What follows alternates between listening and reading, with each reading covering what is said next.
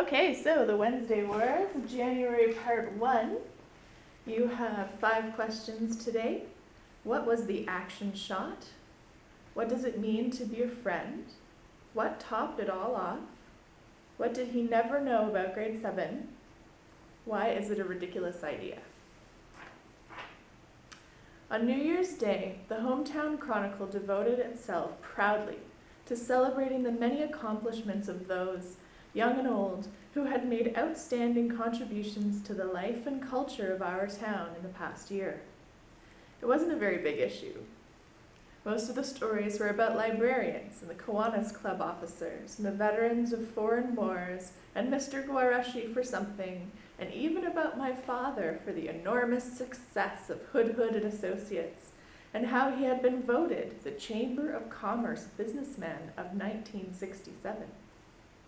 The paper printed grainy headshots of people looking distinguished, like they were already thinking about their next outstanding contribution to the life and culture of the town. There was one action shot, though. It was of Ariel the fairy, flying high in the air. That's number 1. Across the stage of the festival theater, his legs splayed out as though he really was flying. The picture covered almost half of the front page, and the story told the whole world that the tights were yellow and that they had white feathers on the butt.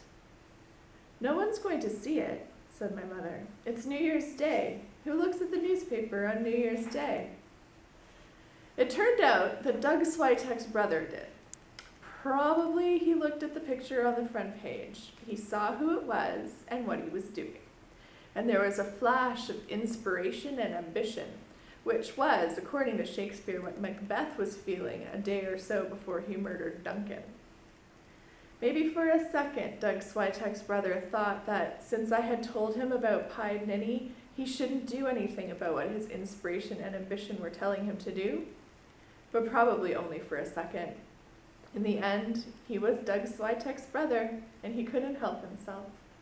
It's like there's a Doug Switek's brother gene that switches on. Some of what happened after that we found out from Doug Switek, who came back to Camillo Junior High with a black eye, which is not how you're supposed to come back to school after the happy holidays. The shiner had been a whole lot bigger and blacker a couple of days earlier, he said, but it was still pretty impressive. It's hard to believe that parts of you can turn green and purple at the same time, but they can. At first, he wouldn't tell anyone what had happened, not even when Danny threatened to give him a matching set of black, green, and purple eyes. But when I promised him one of my free cream puffs from Goldman's Best Bakery, he gave in. People will do just about anything for one of Goldman's cream puffs, I guess. So here's what happened. It was still early in the morning when his brother found the newspaper, Doug told us.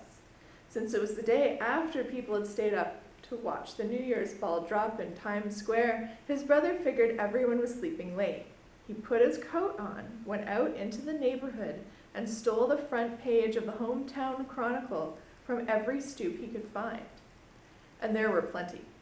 Then he came back home, carried them up to his lair, and cut out Ariel the fairy from each one, careful to include the headline, which was, "Hauling Hood as Ariel the fairy soars on stage to rescue his potent master."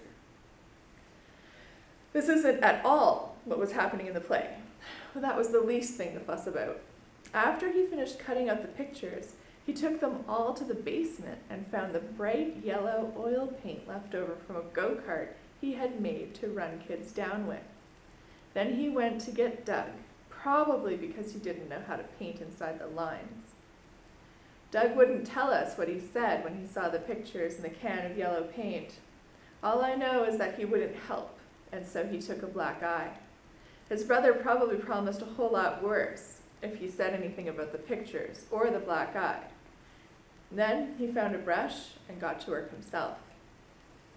You know, whatever it means to be a friend, taking a black eye for someone has to be in it. That's number 2. The rest of what happened I figured out by myself. On the morning that school started again, Doug Switek's brother got to Camillo Junior High extra early. This should have warned somebody. If Mr. Guareschi had been in the halls trying to track down Sycorax and Caliban, he might have intercepted him. But he was probably supervising the unloading of multiple boxes of the New York State Standardized Achievement Tests, which I hadn't been preparing for because Mrs. Baker refused to give us practice exams to do during the holiday break. So Mr. Guareschi never saw him, and Doug Switek's brother was free to change his inspiration and ambition into reality. He went up and down the halls, taping up pictures of Holling Hood as Ariel the Fairy soaring on stage, all in bright, vivid, living, impossible to take your eyes away from color, even though a lot of it wasn't in the lines. He stuffed some in the grade 8 lockers. He taped some to the asbestos tiles on classroom ceilings. He put them in all the stalls of the boys' restroom, and in all the stalls of the girls' restroom too. I heard that from Merrill Lee. He put them over the drinking fountains and on every classroom door and on the fire escape doors and on the walls of the stairwells. He put them on the arches over the doors of the main lobby. No one figured out how he got that high without a ladder.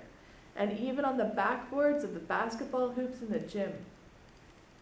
He even got them on all the trophies in the locked glass case by the main administrative office, and found a way to tape them to the administrative office counter so that they were the very first thing you saw when you walked in. By the time he was done, every place you looked was bright yellow. It was high noon in the halls. The only thing that could have been worse was if the pictures had shown the white feathers on my butt. If they had, I would have had to leave the country. As it was, when I walked into Camillo Junior High, I figured this would be my very last day. Maybe I would try the Alabama Military Institute. Can you imagine what it's like to walk down the halls of your high school, of your junior high, and every single person you meet looks at you and starts to grin, but it's not because they're glad to see you? Can you imagine what it's like to walk into the boys' bathroom before the grade 8s have cleared out? Can you imagine what it's like to go to gym and have Coach Quattrini, that pied ninny, announce that morning exercises will be stretches so that we can all practice soaring like Ariel the Fairy? No, you cannot imagine this, but let me tell you, it was a long first Wednesday back at school. And to top it off, Mrs. Baker gave me a 150-question test on the tragedy of Macbeth. That's number 3. Let's keep you on your toes, she said cheerfully. Sometimes I think she still hates my guts. By the next morning, Mr. Vendlary had torn down almost all the pictures. He hadn't gotten to the ones in the trophy case yet, or the ones in the main lobby. Merrill Lee took care of the ones in the girls' restroom. Good old Merrill Lee. But Doug Switek's brother had an ample supply. They showed up again in the halls on Friday, on Monday in the cafeteria, on Tuesday across the stage in the auditorium. Mr. Vidlary could hardly keep up. And when Tuesday was over and I walked home, figuring that I would be free of the picture for at least the evening, my sister was waiting for me at the front door of the perfect house, and she was holding one in her hand, complete with yellow paint. This, she said, was taped to my locker. So it had migrated to the high school too. Do you want to tell me why this was taped to my locker? She said. Because somebody wanted to be a jerk, I said. Someone? She looked at the picture and then held it out to me again. Who looks like a jerk in the picture, Holling? Well, I didn't take it, I said. You're the one wearing the yellow tights. I told you this would happen. I didn't care as long as it was just you. But it's not just you now, is it? It was taped to my locker. And now I'm the one who has a baby brother who wears yellow tights. I'm not your baby brother.